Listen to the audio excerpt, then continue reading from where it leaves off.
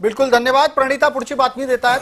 तर पुण्यात काँग्रेसचे प्रशांत जगताप विजयी झालेले आहे। शरद पवार गटातून त्यांनी काँग्रेसमध्ये प्रवेश केला, त्यानंतर उमेदवारीही मिळाली आणि आता त्यांनी विजय मिळवलेला आहे। त्यामुळे काँग्रेससाठी पुण्यातून अत्यंत महत्त्वाची बातमी। नवी मुंबईतून शिवसेनेचे किशोर पाटकर हे पिछाडीवर आहे।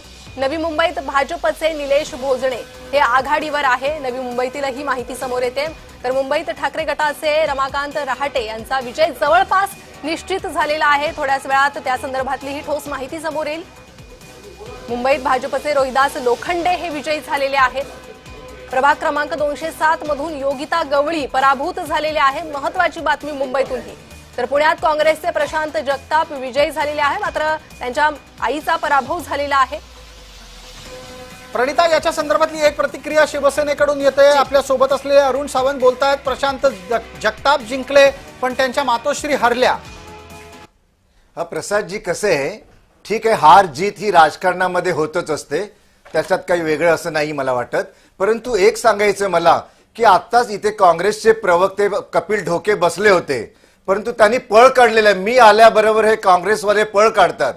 ते असं म्हणत होते की मुंबईच्या जनतेने यांना घरचा रस्ता दाखवलेला आहे। होय, मुंबईच्या जनतेने आम्हाला घरचा रस्ता दाखवलेला आणि आमचं सध्या घर हे मुंबई महानगरपालिका असणार आणि त्या मुंबई महानगरपालिका या घराचा रस्ता मुंबईकरांनी आम्हाला दाखवलेला आणि पुढील 5 वर्ष आम्ही त्या घरामध्ये राहून अतिशय उत्तम अशी सेवा या मुंबईकरांना देणार आहोत। हेच माझं कपिल ढोके यांना उत्तर आहे। अगदी महत्वाचा मुद्दा इथे मांडलात आणि त्याच निमित्तानं आकड्यात आलेला बदल आता अत्यंत लक्षात द्यायचा आहे। महत्वाचा बदल आहे।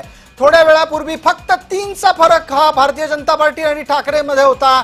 आता उद्धव ठाकरे पिछाडीवर जाताना दिसतात आणि भारतीय जनता पार्टीने आघाडी घेतलेली आहे। भारतीय जनता पार्टी 72, शिवसेना 20, राष्ट्रवादी 1, ठाकरे म्हणजेच उद्धव ठाकरे 58 आणि राज ठाकरे जवळपास या क्षणाला या आकड्याच्या नुसार 9 पर्यंत पोहोचलेत।